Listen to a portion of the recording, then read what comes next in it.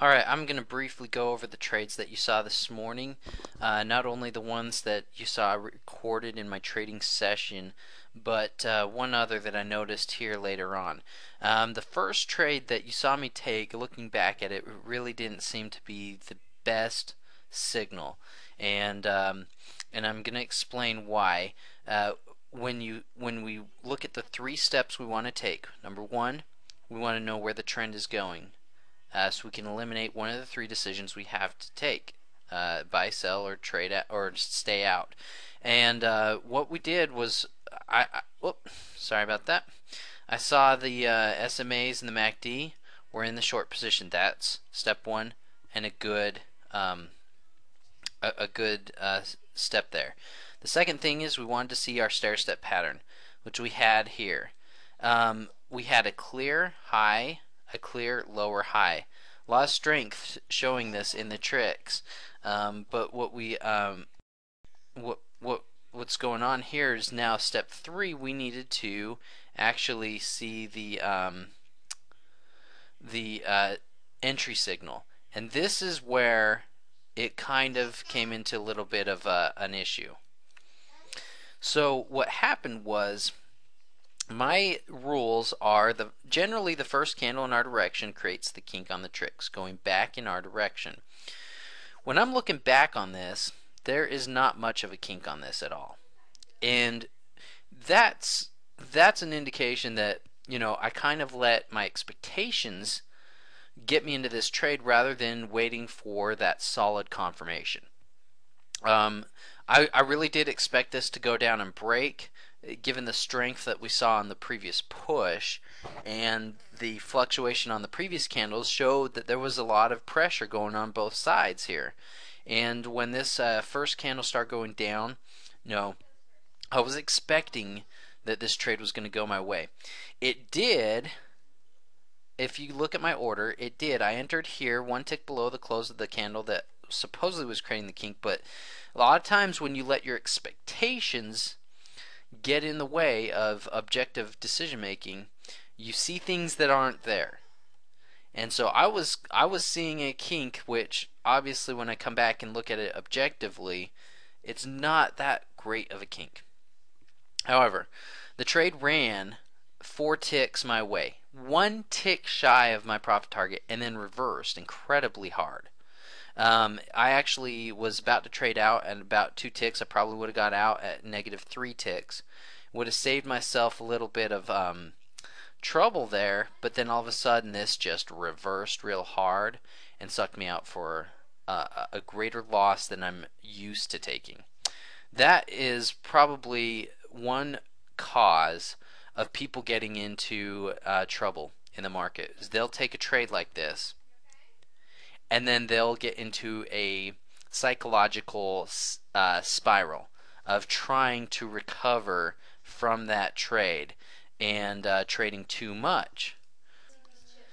Don't fall into the trap of taking a trade like this, even if it was a good reason to take the trade, and it loses. Don't fall into the trap of trying to recover from it, because you're going to let your emotions take over when you do that. Just accept that this is going to happen.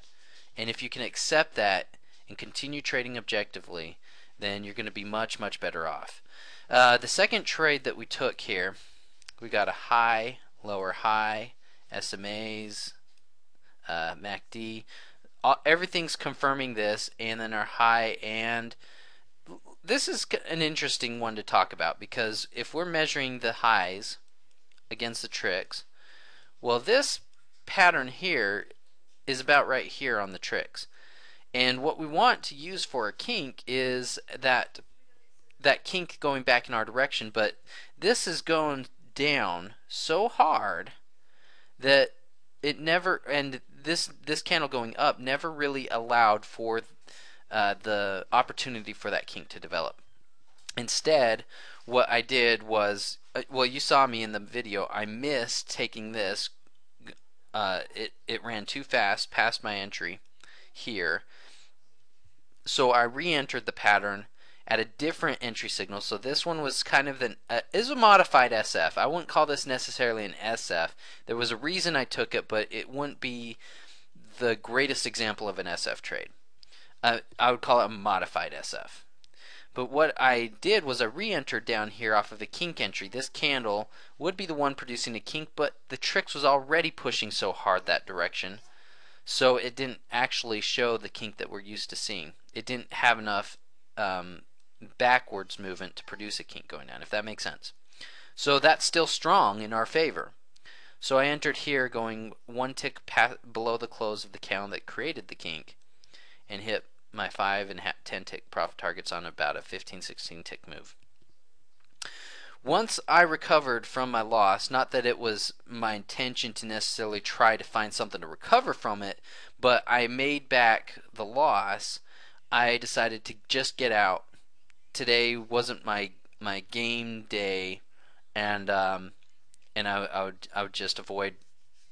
What happens is overtrading. This is a huge problem. When you take too many trades, you pay way too much in commissions. You end up losing not only in commissions, but you can get into spiral and allow yourself to psychologically lose focus, and then that's dangerous trading. I avoid that by really keeping the number of trades I take low. So I got out. I was done. But we had another really great pattern right here, and I wanted to address that in this video here. So we've got the SMAs in the long position, MACD long position, step 1. Step 2, we have our setup, a high, lower high, high, lower high, and really this is a much better example because it does show the kink clearer. This is a much better example of a stair step with the kink entry. First candle in our direction, we see the kink starting right here. This is where the kink changes directions and starts moving back up in our direction. So an entry right here, dead on 783, would have been appropriate, and this ran exactly 10 ticks before turning around. So that would have been a nice little trade. And I surely would have loved to have taken that, but I'm fine, you know.